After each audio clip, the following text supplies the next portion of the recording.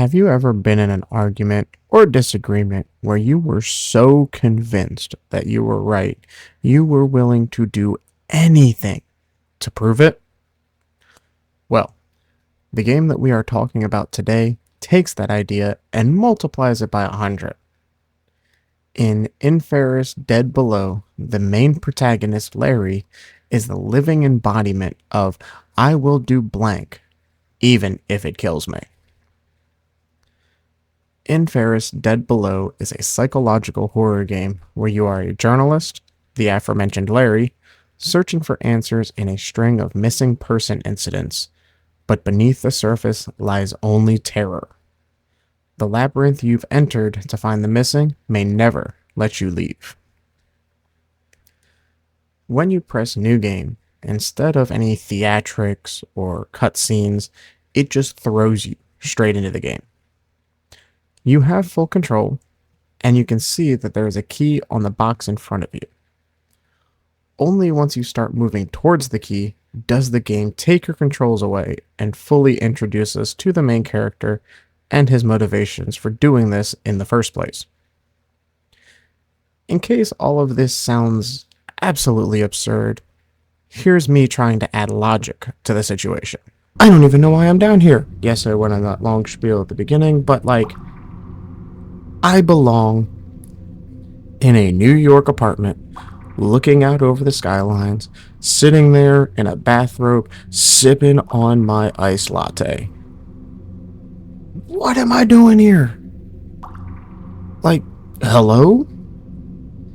And also, let's just say I find out what I'm looking for in here. It's not like I'm playing Outlast and I got a camcorder to record it. I just got my bare hands and my eyeballs.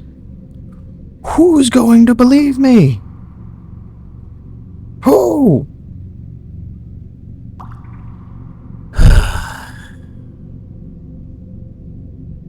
Alright, thanks for coming to my TED Talk. I guess we gotta progress.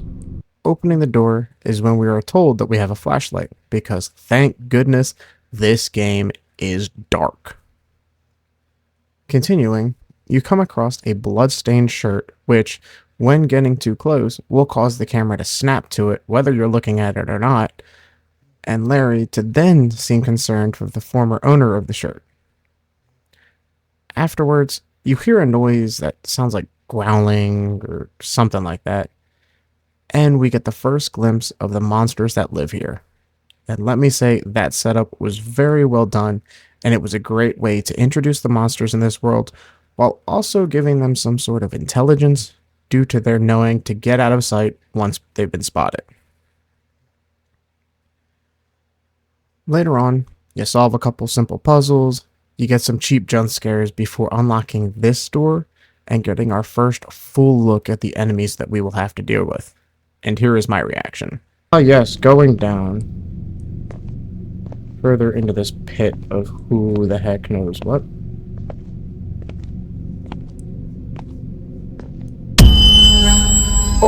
Oh.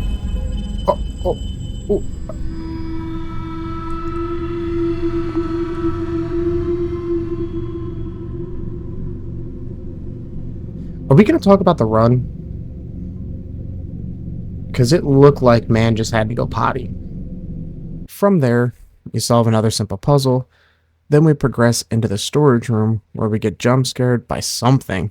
Don't know what was throwing the pans. Then a spooky ghosty appears and walks through the wall, making us question our own sanity. Then, oh boy, we get into the meat and potatoes of this game, both from a lore perspective and a gameplay perspective. Now, we enter this hospital / operating room-esque area. In this area, every door is accessible, but not required. In each room, you'll find a note that enlightens Larry as to what is actually going on and what we are seeing before our very eyes. But I'll go into that later in the video. Also, in each room, you will get an accompanying jump scare. I'll show them to you here. Oh, what the heck? Ah, well, things are. What the? I looked in that corner. Nothing was there. Oh, door's closed. I said, whoever threw that paper, your mom's a hoe. Who? Hello?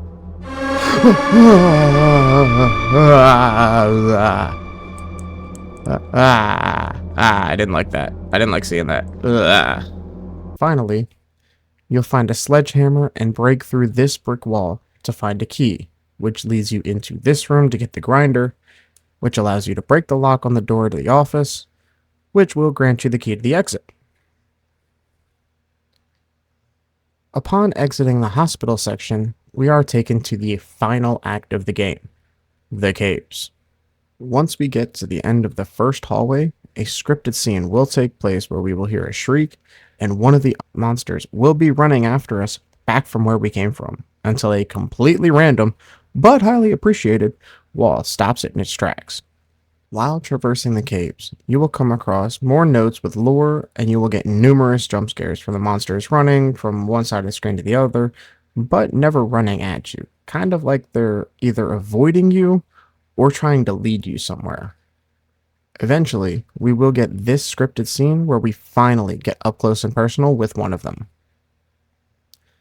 Then, we come to this open area where we see one of the monsters falling from the ceiling, and then we see two different monsters running like they're trying to get as far away from this location as possible. Then, after finding the axe and breaking down this wooden barrier to clear a path, we get bitten by one of the monsters. After getting the statue, we open this pathway that enters the final chase sequence.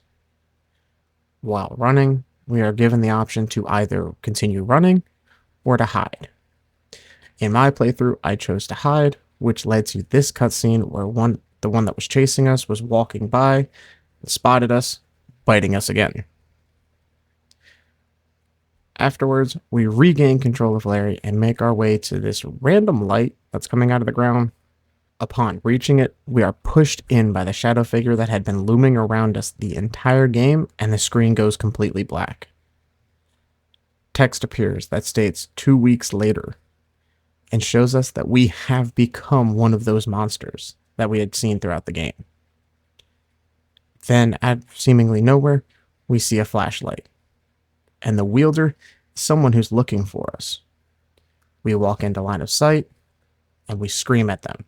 Game cuts to black, shows us the credits.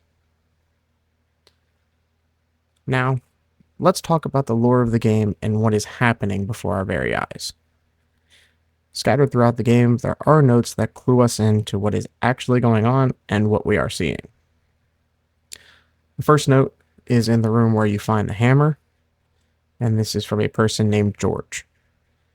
Judging by how he states that he is ashamed to be a part of this place, that can only mean that he is one of the scientists or a member of the staff that did the operations.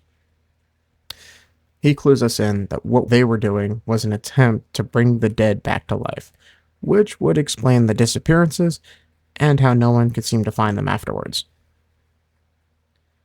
He also states near the end for the others to stop playing God. Another note we come across is from one of the doctors, Dr. Lucas Garcia. He states that the experiments had been anything but promising, and that nearly all of them had severe complications, with the bodies being grotesque, and once reanimated, they became hostile to all the staff, even killing one of them. Another note from Dr. Garcia goes into more detail about the complications that they ran into. During the 8th stage of the reanimation protocol, subjects successfully regained basic motor functions. However, neocortical activity never reached the expected level of consciousness. Significant failures were observed in the reconstruction of the prefrontal cortex, leading to a complete absence of a higher cognitive function such as decision-making, empathy, and self-awareness. Although the subjects responded reflexively to external stimuli, No meaningful emotional or cognitive content was detected in those responses. EEG readings showed no typical gamma wave patterns of a living brain, only chaotic and irregular neural noise. In short, their bodies returned, but their minds did not. None of the subjects exhibited autobiographical memory, sense of self, or any trace of core structural human psychology. We failed. We did not bring them back. We created an empty shell. In short, these monsters that we were seeing the entire game were the victims that were reported missing, and the people that kidnapped them tried to resurrect them. Notes that we find later in the caves tells us of a survivor from the hospital section. Not sure if it's Dr. Garcia or it could have even been George, but the note gives us more information as to how the creatures hunt and more world building as to how we should have never entered this place to begin with. Go figure. It also gives us information that if we are bitten by one and live, that we will eventually turn into one of them, foreshadowing the ending that I received. In my opinion, it was an enjoyable experience for what I paid for the game. I thought that it did its job well and didn't stray too far from what it did well. I do, however, have some things that I want to mention that I wish the game would implement that would have made it a better experience. First, and most importantly, the game has no save or autosave feature. I understand that it is a relatively short game. My playthrough clocked in at 40 minutes, but if you watch my video, I stated that the game crashed and I had to redo the game up until that point. I can see that being a big drawback because if I were theoretically in the final act, like in the caves, and that happened, I personally don't know if I would want to replay the entire game to get back to that point. Another implementation that I wanted to mention was not being able to see my inventory. I know that it isn't a huge deal, but when I grabbed the first key and I saw the message that it was added to my inventory, I wanted to see what my inventory looked like.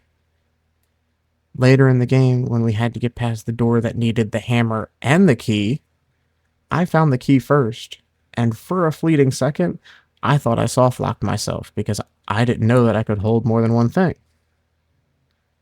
Then, when I found the hammer, I checked to see if I ended up trading the hammer for the key, and then I would have to backtrack to get the key once I took the planks off the door. Last thing that I wanted to mention is that there is possibly another ending outside of the one that I got. My reason for thinking that is because in my playthrough, there was one singular achievement that I did not get called Still Wait. I went back and attempted to get this achievement by hiding again, and once I got bitten for the second time, I waited 2 to 3 minutes to see if there was another ending. There wasn't. I also went back, played through the game again, and decided to run instead of hide, and I got the same ending that I received in my playthrough. Maybe there's something obvious I'm missing. Maybe I didn't wait long enough. I'm not too sure. If you guys know anything to help me out, let me know in the comment section. And Himoria Studios, if any of you are watching, if you want to give me a hint as to how I can get this achievement / other ending, let me know, and I will make a separate video explaining how we can get it as well. Thank you so much for watching. I don't normally do videos like this, but if you do want to see more, let me know in the comments, and I will review more games that I play. Don't forget to like and subscribe, and I'll see you in the next one. Peace.